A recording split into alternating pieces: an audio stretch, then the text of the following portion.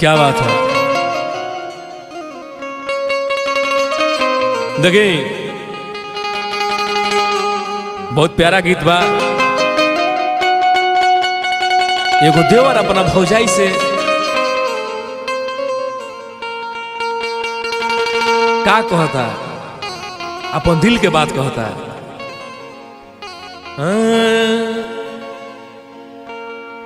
भौजी हमसे हंसी बोले बतियावे के पड़ी कि भौजी हमसे हंसी बोले बतियावे के पड़ी। दिल देवरो संग तोहरा लगावे के पड़ी। दिल देवरो संग तोहरा लगावे के पड़ी। भौजी हमसे हंसी बोले बतियावे के पड़ी।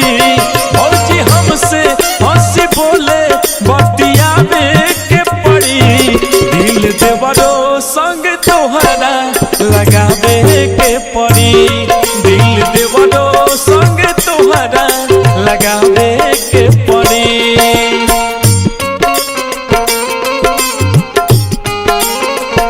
क्या बात है।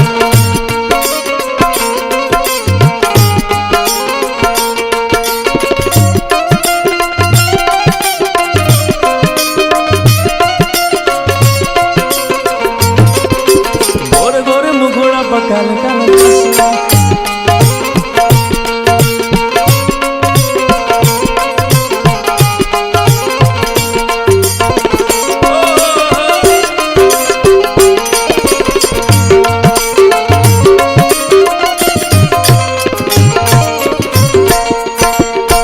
लड़का कहता,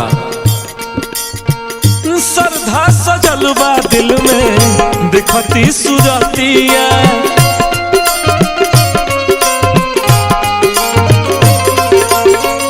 मिलल नहीं मौका तोहसे करी कौन बतिया।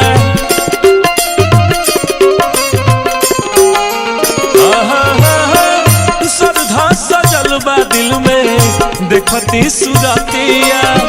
मिलल नहीं मौका हमके करी कौन बतिया। हमरो खातिर एगो लड़की तोहके लावे के पड़ी। हमरे खातिर एगो लड़की लियावे के पड़ी। दिल देवरो संग तोहरा लगावे के पड़ी। दिल देवरो संग तोहरा लगावे के पड़ी।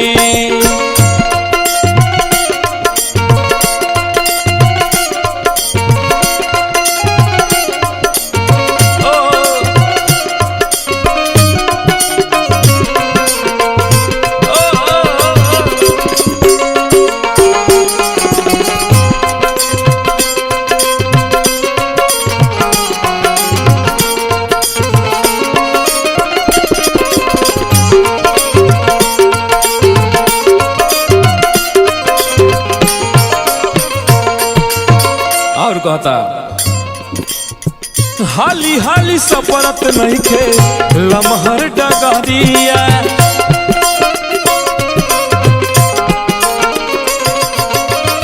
भूख बड़ी लागत बाटे पेट के भीतरिया।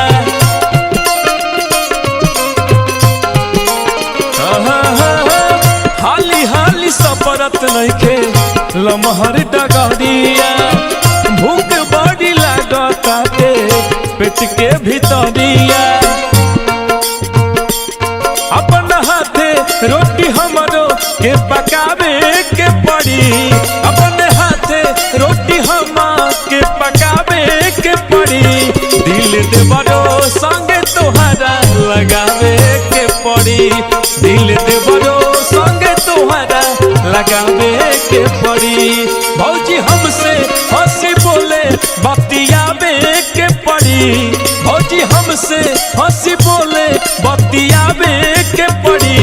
दिल देवरो संग तोहरा लगावे के पड़ी। दिल देवरो संग तोहरा लगावे के पड़ी। दिल देवरो संग तोहरा लगावे के पड़ी दिल दे बड़ो